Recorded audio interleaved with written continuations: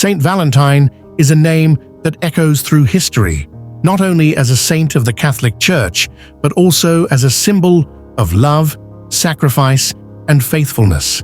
His life, though shrouded in mystery, tells a powerful story of courage, devotion, and selfless love.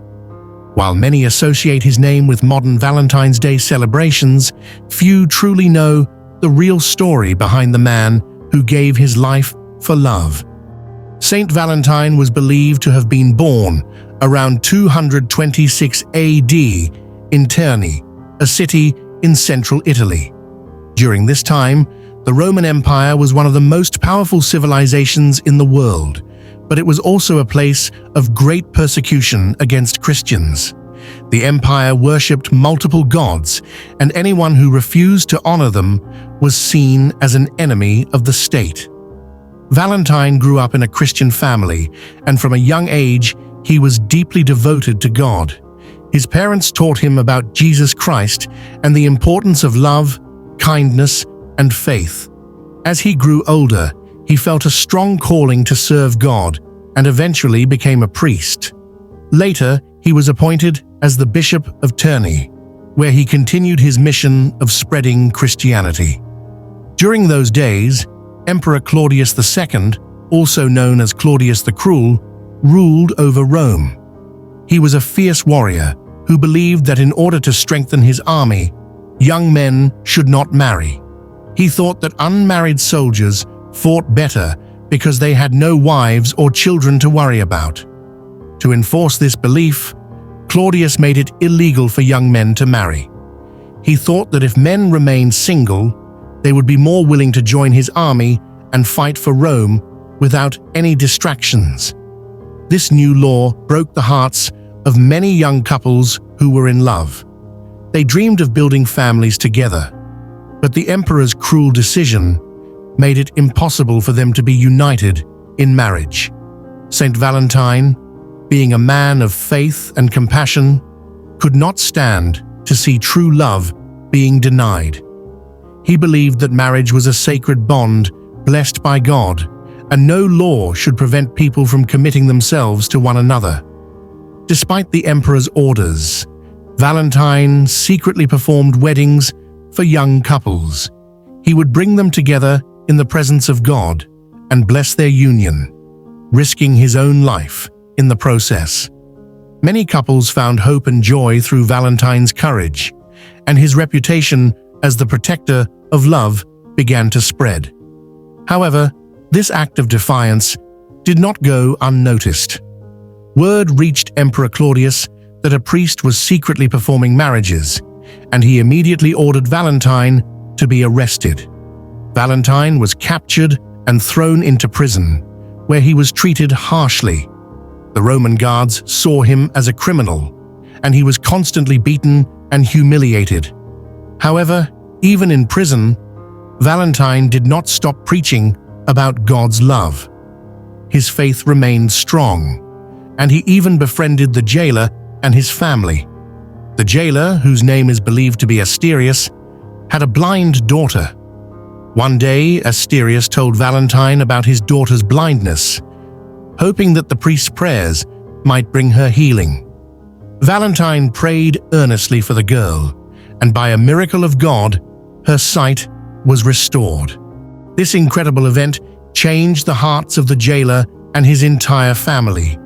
They became believers in Christ and were baptized by Valentine. This angered the Roman authorities even more, as they saw him as a greater threat to their pagan beliefs. After learning of the miraculous healing and Valentine's continued Christian teachings, Emperor Claudius II summoned him for a final trial. The emperor was intrigued by Valentine's courage and wisdom. Some legends say that Claudius actually liked Valentine and wanted to spare his life, but only if he agreed to renounce his Christian faith and worship the Roman gods. However, Valentine refused. He boldly told the emperor that Christianity was the true faith and that the gods of Rome were false. He even tried to convince Claudius to become a Christian himself. This enraged the emperor, who saw Valentine's defiance as an insult to his power. He sentenced Valentine to death. Before his execution, Valentine was kept in prison for a few days. During this time, he wrote a farewell letter to the jailer's daughter, the girl he had healed. In the letter, he encouraged her to remain faithful to God and always believe in love. He signed the letter, "From your Valentine." On February 14th, 269 AD, Valentine was brutally executed. Some accounts say he was beaten with clubs and stoned, while others say he was beheaded outside the city gates of Rome. Regardless of the method, his death marked him as a martyr for love and faith. His followers secretly collected his body and buried him with honor. They remembered him not only as a holy priest, but also as a hero who defended love and marriage. After his death, Valentine was canonized as a saint by the Catholic Church. His feast day was set on February 14th, the date of his martyrdom. For many years, February 14th was a religious holiday meant to honor Saint Valentine's sacrifice. However, during the Middle Ages, the day became associated with romantic love. People in Europe believed that mid-February was the time when birds began to mate, making it a symbol of love and courtship. By the 14th and 15th centuries, poets like Geoffrey Chaucer wrote about February 14th as a day for lovers, and the tradition of exchanging love letters, flowers, and gifts began. The phrase "from your Valentine" became famous, inspired by the letter Saint Valentine had written before his execution. Today, Valentine's Day is celebrated worldwide as a day of love, but few people remember the true story behind it. Saint Valentine was not just a romantic figure.